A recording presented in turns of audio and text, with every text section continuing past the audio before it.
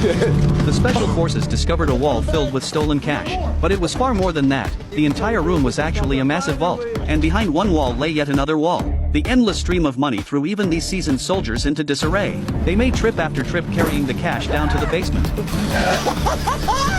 Trucks were packed to the brim. It was time to retreat, but the squad leader refused to stop. He kept tearing down walls. He'd never seen so much money in his life until his teammates finally persuaded him to halt. Then they headed for the extraction point. The scheduled plane arrived on time, but as they loaded the money bags onto the aircraft, disaster struck. The weight far exceeded the plane's capacity. The stolen cash totaled $300 million in cash, weighing 3 tons. Yet they had to fly over the Andes Mountains, where altitudes reached 6,000 meters. Yet no one was willing to abandon the mission. So they decided to take the risk and took off with the 3 tons of cash. For safety, they maintained an altitude of 500 meters. But as they approached the mountains, the plane began to shake slightly during the climb. The pressure on the aircraft grew heavier, yet they had to cross the highest peaks to reach the other side of the ocean and complete their mission. As the aircraft reached its maximum altitude limit, the vibrations grew more violent. The engines emitted strange noises. To survive, they had no choice but to jettison $100 million out the window. With the weight reduced, the plane rapidly gained altitude.